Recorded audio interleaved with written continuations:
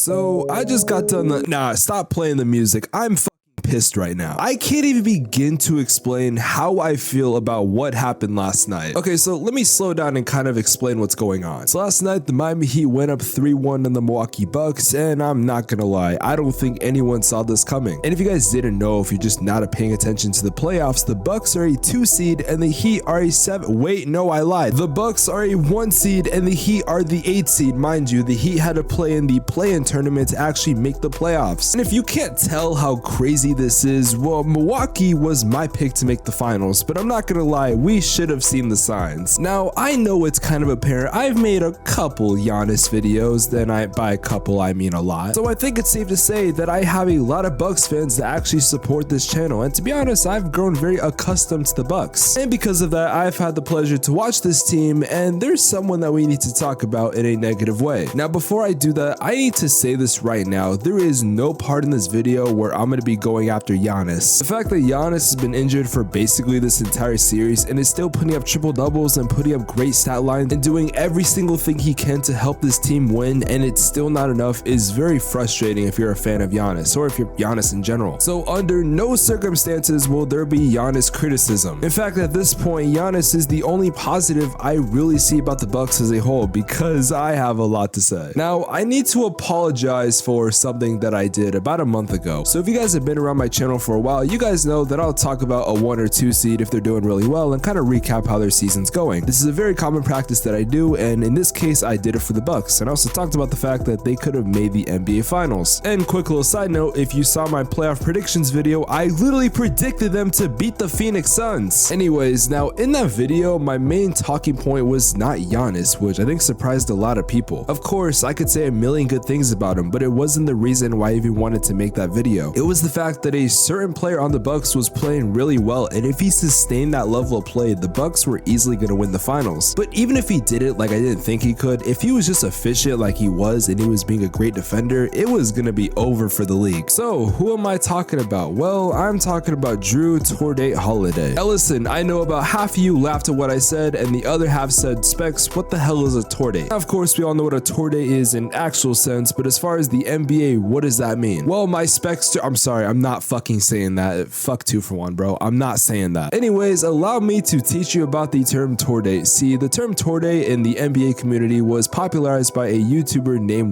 Trill. The term insinuates that a player is shooting so bad and so horrendous that his field goals attempted and field goals made represents a Tordate. For example, if I was to say June 19th, that meant a player shot 6 for 19 from the field, or if I said August 18th, that meant he shot 8 for 18. Oh, and by the way, I didn't just make those up. That was Drew Holiday's field goal stats after the past 2 games. I don't think I need to tell you this, but you cannot win a basketball game with just one player, and obviously that one player in Giannis was injured, so it was Drew Holiday's time to step up. And you know what he did? Well, he shot a goddamn Tordate. In these 2 past games, even the last game where Giannis was playing, this man was so ineffective and was just not good at all, and in fact was a liability. It honestly seems like everyone is starting to turn on Drew Holiday. And the thing is, it is Drew Holiday's fault, but it's not at the same time. Obviously, if he's playing like shit, that's 100% his fault. And I actually did go back and I looked at some of the shots, and Drew Holiday wasn't just missing contested threes or shots he shouldn't have been taking. He was missing layups and basic shots that he should have been making, especially as someone that I would argue is the second option of this team. And I know people are gonna be like, oh, what about Chris Middleton? In defense of Chris Middleton, he's been injured throughout the whole year. Also, I don't think Bucks fans really want to claim Chris Middleton as the second option when Cash Money is shooting April 12th. Yes, you heard that right. In one of the most important games of the season, this man shot a Tordate. It is sad. And I know the game before, he actually did pretty decent. 23 points, 8 for 14, not too bad of a Tordate. However, didn't Kendrick Perkins say that Chris Middleton was the guy that was gonna hit the shots and show up when Giannis couldn't? Again, I know he's been injured this season, and I'm trying to give him some credit, but Jesus Christ, this is bad. Like, this is terrible. Giannis does not deserve this. I'm not gonna lie, my friend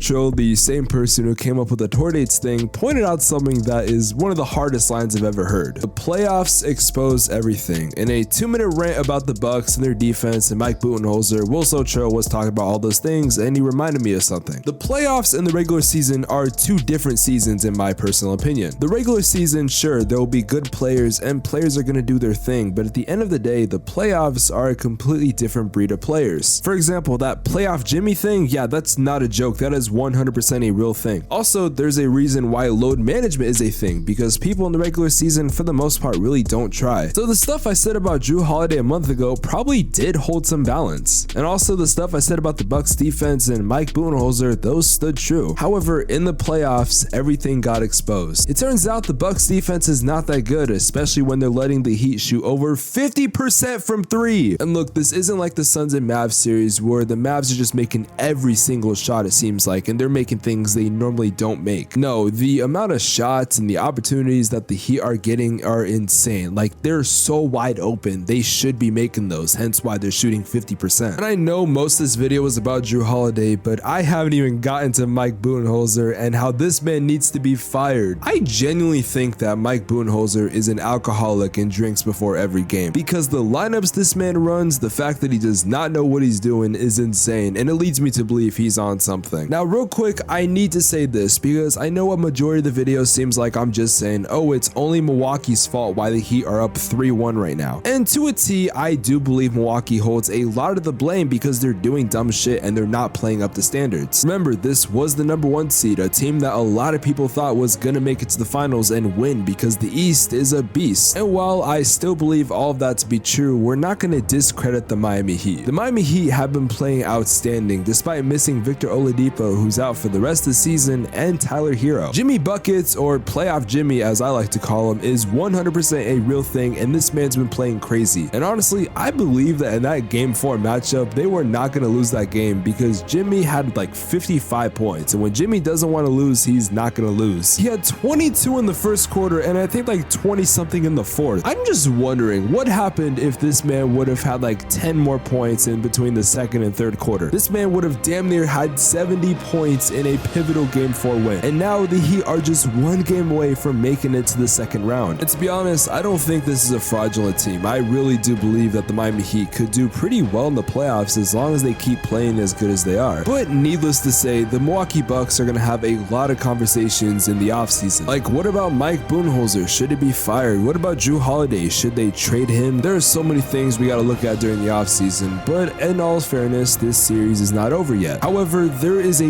reason why the Heat are up 3-1. This isn't fraudulent, and I don't see a situation where the Heat blow this lead. I'm just going to be honest, with the way this series looks, I got the Heat winning in 5 games. What's insane is I did pick Milwaukee to win in 4, however, I didn't think they were going to play the Heat. But yeah, the playoffs are crazy, and what's even crazier is the fact that Dylan Brooks is the reason why the Grizzlies are losing. I mean, the shit talking has not stopped. In fact, even in the last game that he just played, he decided to not talk to the media. This man does not want the smoke, and it is very obvious. And if you want to see me talk about that, well, click the video on the screen right here.